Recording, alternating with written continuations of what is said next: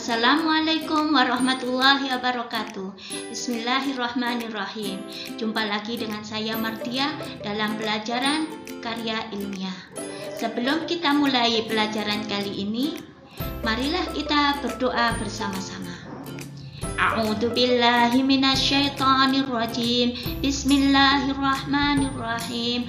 Raditu billahi rabba wa bil islami dina wa bi Muhammadin nabiyya wa rasula. Rabbi zidni ilma warzuqni fahma waj'alni min ibadikas sholihin. Amin. Pada pertemuan kali ini kita kembali bersama channelnya Matsa Surba MTS Surya Buana Malang dengan ide penelitian yang kita siapkan sebelumnya. Pada kali ini kita akan membahas dengan judul menulis ide penelitian dalam bentuk jurnal. Meskipun kita belajar dari jarak jauh, tetapi hati kita tetap sambung dan selalu bermotivasi tinggi untuk berprestasi. Mari kita bahas satu persatu. Sebelum kita awali pelajaran ini, marilah kita pelajari dulu tujuan dari pembelajaran ini. Tetap mengacu pada surat Al-Alaq ayat 1, yaitu Iqra, bacalah.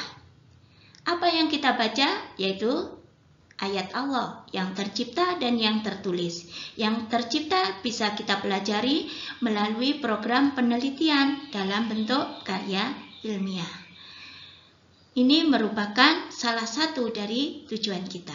Tujuan yang lain, siswa MTS Surya Buana diharapkan mampu menyampaikan idenya dalam bentuk jurnal penelitian ilmiah. Apa itu jurnal? Jurnal merupakan tulisan khusus yang memuat artikel suatu bidang tertentu. Misalnya jurnal ilmiah berarti memuat tentang artikel hasil penelitian ilmiah yang telah kita lakukan. Biasanya jurnal ilmiah ini digunakan untuk menyampaikan ide-ide kita, terutama pada saat mengikuti event-event perlombaan. Ada 4 bagian jurnal penelitian, yaitu introduction, pendahuluan, kemudian method, yaitu metode yang kita gunakan, result adalah hasil, discussion adalah analisa dari hasil penelitian yang telah kita lakukan. Pada bagian pertama ini, saya hanya akan membahas tentang introduction dan metode penelitian. Introduction di sini adalah pendahuluan. Pendahuluan di sini berisi tentang latar belakang dari ide penelitian kita. Kalau dalam makalah masuk dalam bab 1, di sana ada latar belakang, ada tujuan, ada rumusan masalah, ada manfaat. Kita uraikan secara detail, singkat, jelas, tetapi berkualitas sesuai dengan yang kita lakukan. Pada bagian kedua adalah metode.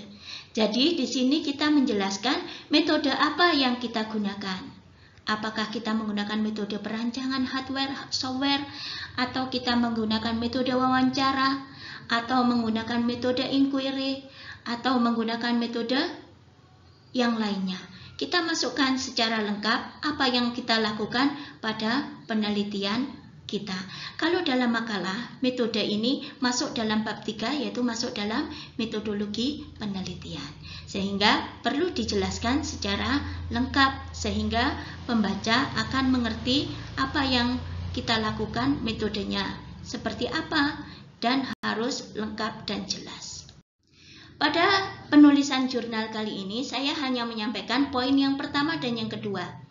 Silahkan dicoba untuk membuat. Dalam makalahnya ada pada bab 3, pada jurnalnya dapat dimulai dari bab 1, bab 2, bab 3 secara langsung. Silahkan mencoba dan dibuat sebaik mungkin, terutama pada latar belakangnya, sehingga akan menarik bagi pembaca. Karena jurnal ini tujuannya untuk dipublikasikan, terutama dalam mengikuti perlombaan atau menyampaikan ide kita dalam penulisan-penulisan jurnal baik nasional maupun internasional, ataupun penulisan pada jurnal tingkat kota, tingkat sekolah, ataupun tingkat universitas. Demikian pembahasan kali ini. Tugas kita adalah apa yang dimaksud dengan jurnal. Silakan dijawab pada Google Classroom kalian. Hari ini cukup, alhamdulillah. Wabillahi taufik wal hidayah. Jika ada salah kata, saya mohon maaf. Wassalamualaikum warahmatullahi wabarakatuh.